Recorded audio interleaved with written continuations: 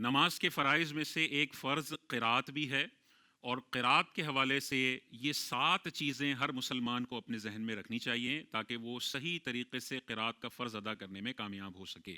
پہلی چیز کیا ہے کہ قرات فرض کی 2 رکعتوں میں اور باقی سنن نوافل کی ہر رکعت میں کم از کم ایک آیت کی تلاوت کرنا، یہ فرائض نماز میں سے ایک فرض ہے۔ اگر کوئی فرض کی 2 رکعتوں میں اور باقی سنن نوافل کی ہر رکعت میں ایک آیت کی بھی تلاوت نہیں کرتا تو نماز کا فرض چھوٹ جائے گا، یہ نماز نہیں ہوگی اس کی۔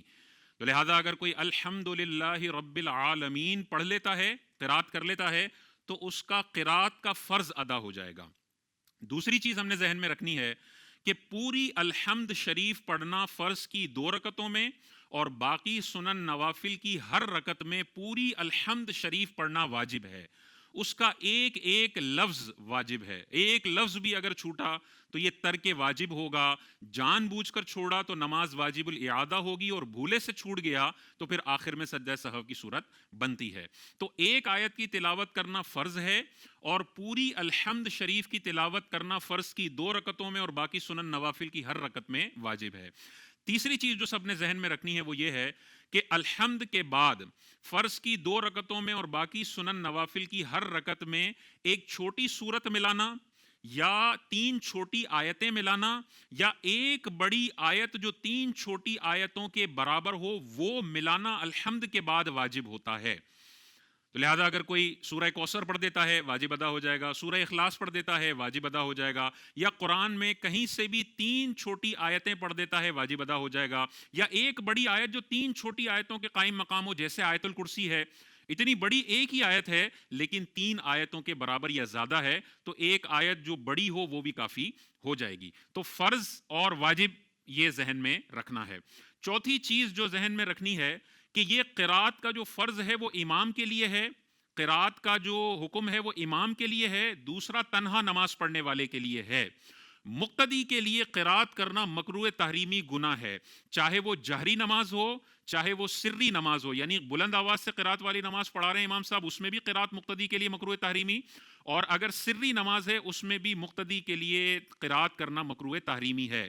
اسی طرح جہری نماز کی تیسری اور چوتھی رکعت میں امام صاحب آہستہ سے علم شریف پڑھتے ہیں تو اس وقت بھی مقتدی کے لیے سورہ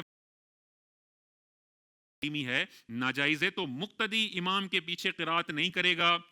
چاروں رکعتوں میں اور ہر قسم کی نماز میں امام کے پیچھے مقتدی کو خاموش رہنا یہ واجب ہے، قرات وہ نہیں کر سکتا ہے۔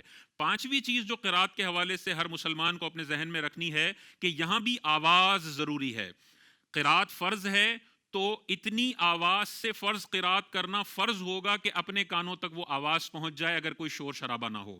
جتنی قرات واجب ہے اس میں اتنی آواز سے قرات کرنا بھی واجب ہے کہ اپنے کانوں تک آواز پہنچ جائے اگر کوئی شور شرابہ نہ ہو۔ تو لہذا اگر کوئی دل میں قرات کرتا ہے یہ نماز اس کی نہیں ہوگی، لب ہلا کے قرات کرتا ہے لیکن آواز کانوں تک نہیں پہنچتی، یہ اس کی نماز نہیں ہوگی، ضائع ہو جائے گی۔ لب بھی ہلنے چاہیے، آواز بھی نکلنی چاہیے، آواز کا ساؤنڈ اتنا ہونا چاہیے کہ اپنے کانوں تک آواز پہنچے۔ اگر کوئی شور شرابہ وغیرہ نہیں ہے تو آواز پہنچنی چاہیے، ہاں شور کی وجہ سے آواز نہیں پہنچ رہی تو اس کا مسئلہ نہیں ہے۔ پانچویں چیز ہو گئی۔ چھٹی چیز جو قرات کے حوالے سے ہر مسلمان نمازی کو اپنے ذہن میں رکھنی چاہیے وہ اس کی قرات کی ترتیب ہے۔ یاد رکھیے قرآن کو ترتیب کے ساتھ نماز میں پڑھنا یہ واجب ہے، الٹا قرآن نماز کے اندر پڑھنا یہ مکروہ تحریمی ہے، اور علاوہ نماز میں بھی ایک ہی مجلس میں الٹا قرآن پڑھنا یہ مکروہ تحریمی اور گناہ ہے۔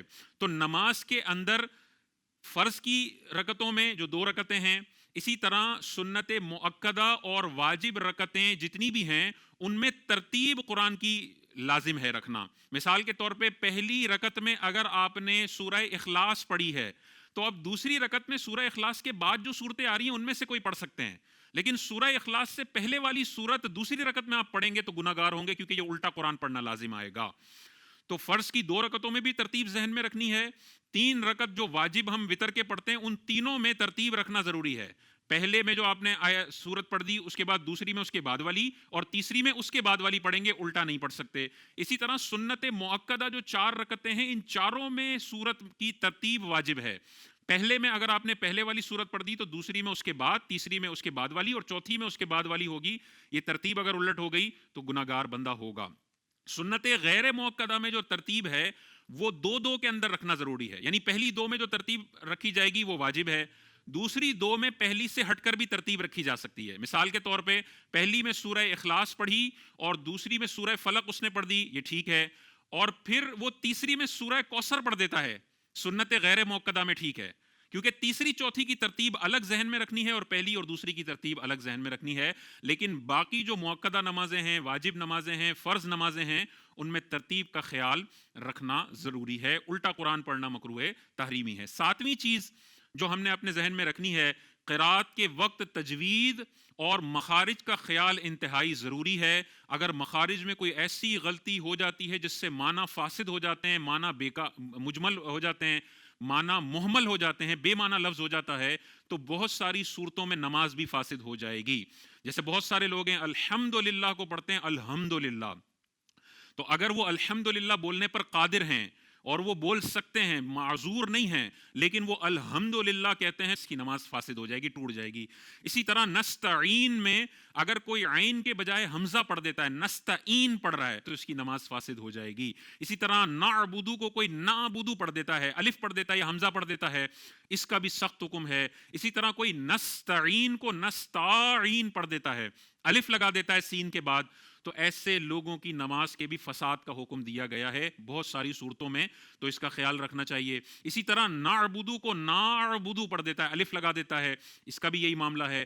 الرحمن کو الرحمن پڑھ دیتا ہے، دو چشمے والا ہے پڑھ دیتا ہے، اس کے لیے بھی سخت حکم علماء نے بیان فرمایا ہے۔ الرحیم کو الرحیم پڑھ دیتا ہے، اس کے لیے بھی سخت حکم ہے۔ الصراط، صاد نکالنا چاہیے تھا، یہ سین نکال رہا ہے، الصراط، اس کے لیے بھی سخت حکم ہے۔ اور انعمتا کو کوئی انعمتا پڑھ دیتا ہے، حمزہ پڑھ دیتا ہے، تو ان غلطیوں کی وجہ سے بڑے بڑے اکابر علماء نے نماز کے فساد کا حکم دیا ہے۔ تو ہر بندے کے لیے لازم ہے کہ جتنی قرات فرض ہے اور جتنی قرات واجب ہے اس کے مخارج اور اس کی تجوید وہ سیکھے، تاکہ جب نماز پڑھ رہا ہو تو اس طرح کی بڑی بڑی غلطیاں کرنے سے وہ محفوظ رہے اور صحیح طریقے سے قرات کا فرض ادا کرنے میں کامیاب ہو سکے۔ تو ان 7 چیزوں کا خیال ہم نے ذہن میں رکھنا ہے۔ فرض کی 2 رکعتوں میں، سنن نوافل کی ہر رکعت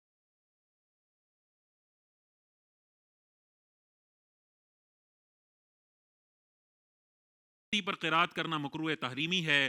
آواز اتنی ہونی چاہیے کہ اپنے کانوں تک پہنچ جائے، اگر کوئی شور نہ ہو۔ ترتیب ذہن میں رکھنی ہے، الٹا قرآن پڑھنے والا مسئلہ نہ ہو، اور تجوید اور مخارج کو اپنے ذہن میں رکھنا ہے۔ ان 7 چیزوں کو اپنے ذہن میں رکھ کے اگر آپ نماز پڑھیں گے تو انشاءاللہ بہترین طریقے سے یہ قرات کا فرض آپ ادا کریں گے۔